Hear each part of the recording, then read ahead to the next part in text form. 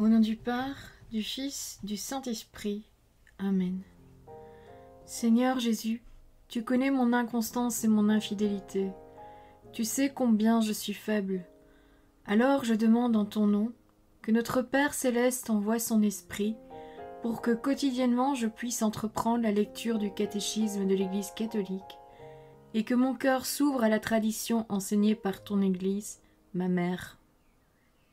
Que je puisse ajuster toutes mes actions et mes œuvres à son enseignement.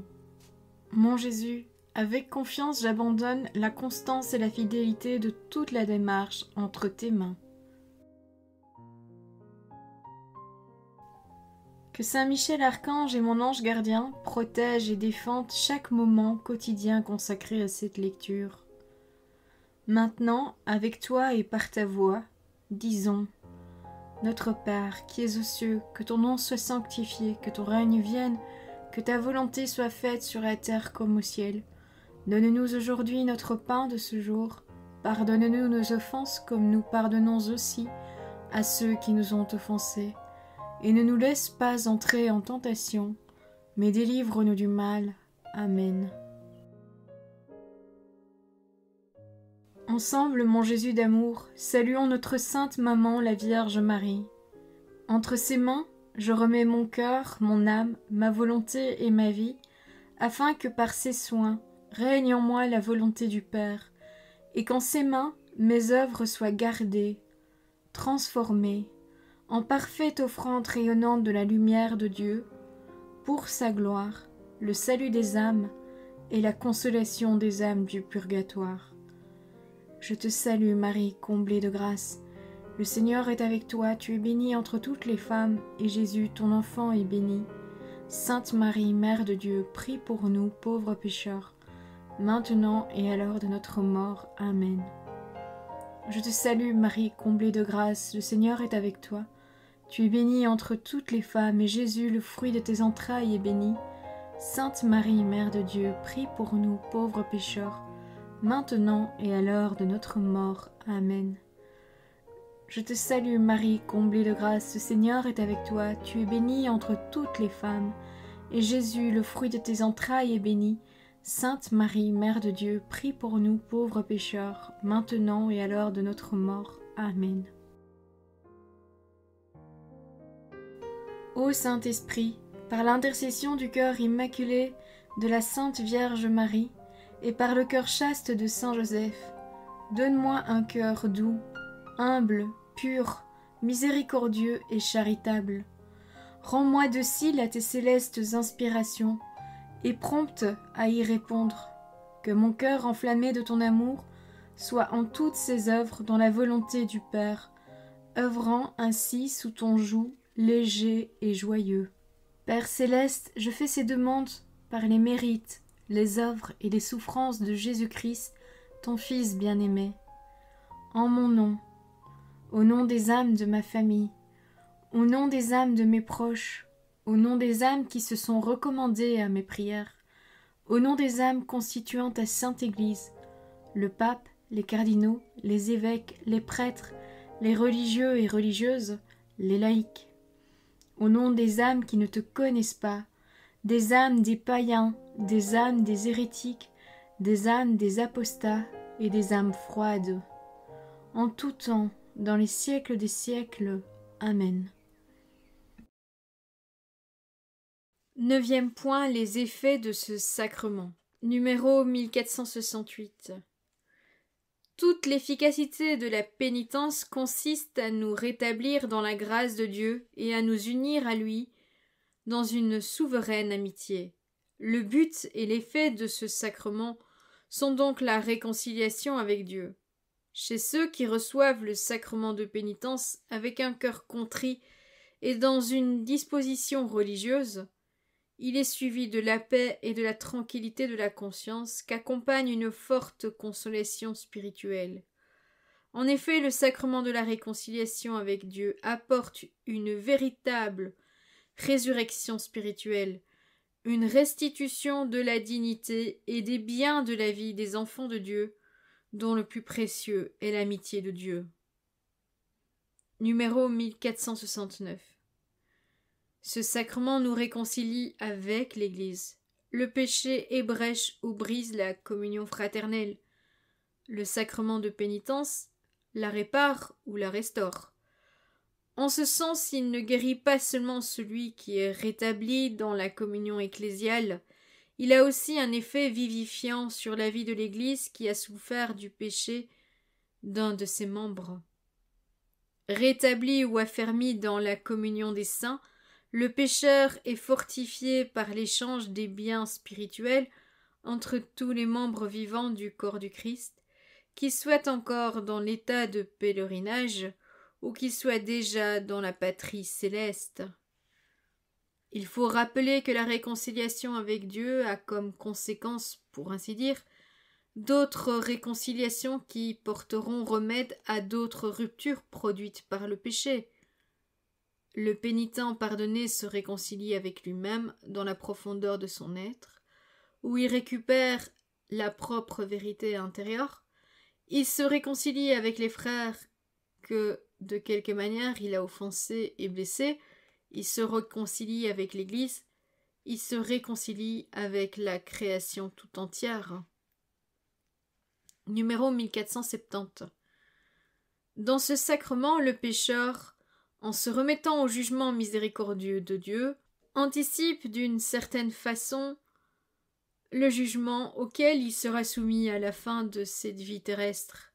Car c'est maintenant dans cette vie-ci que nous est offert le choix entre la vie et la mort, et ce n'est que par le chemin de la conversion que nous pouvons entrer dans le royaume d'où exclut le péché grave.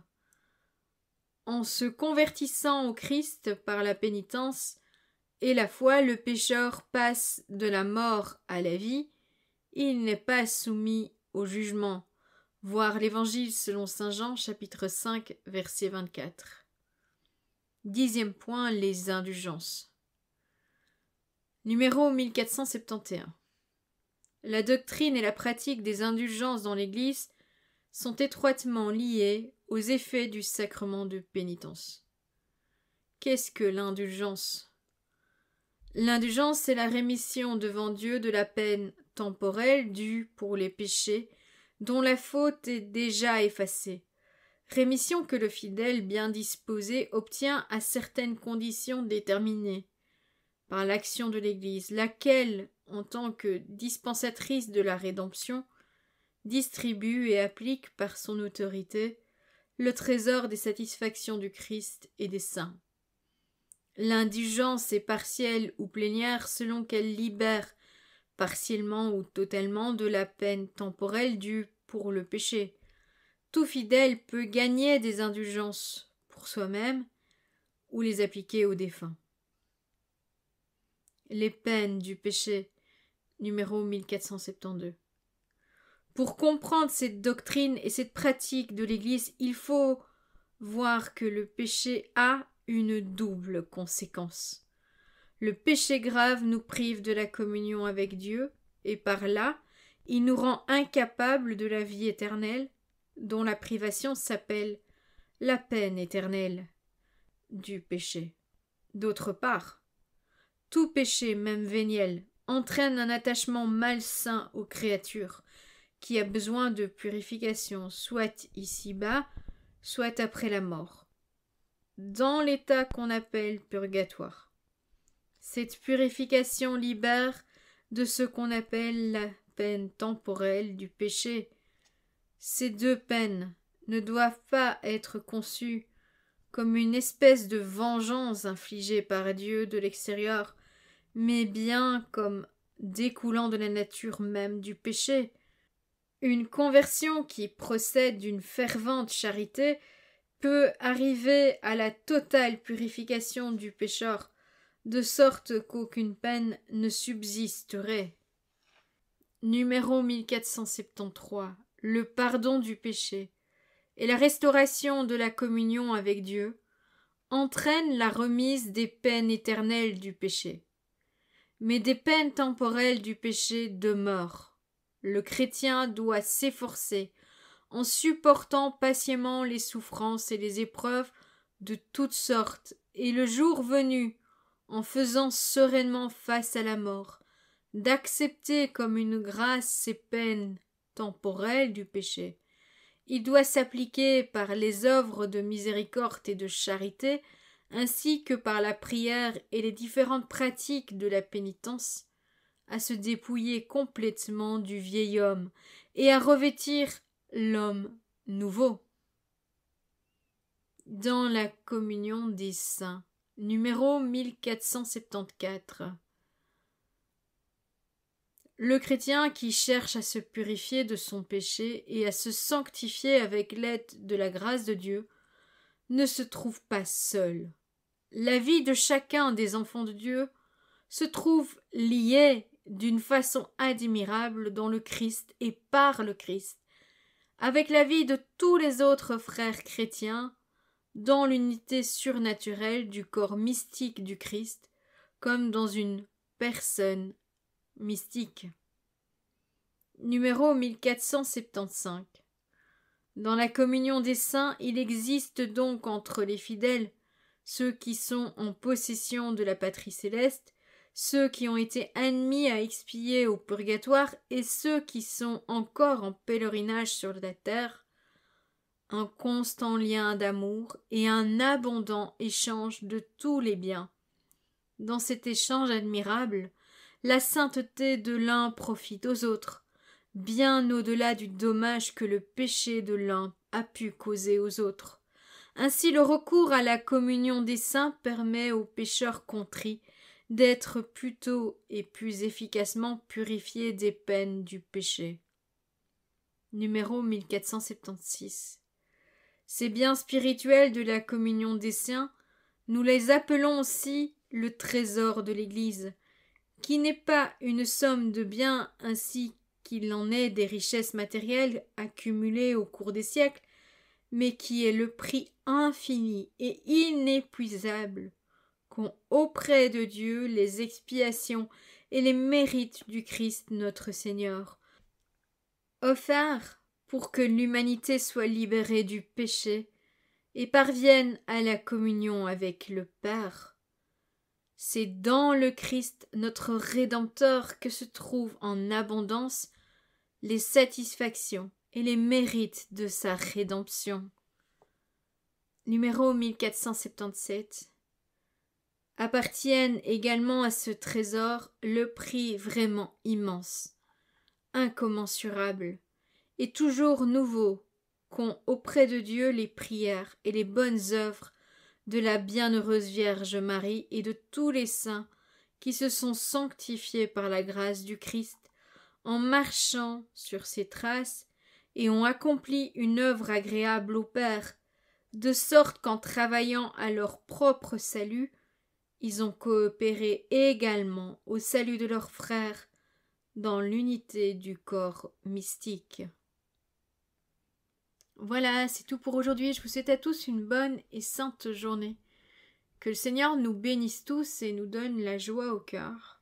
Que votre ange gardien veille bien sur chacun d'entre vous et que la paix habite le cœur de tous les membres de votre famille. Au nom du Père, du Fils, du Saint-Esprit. Amen.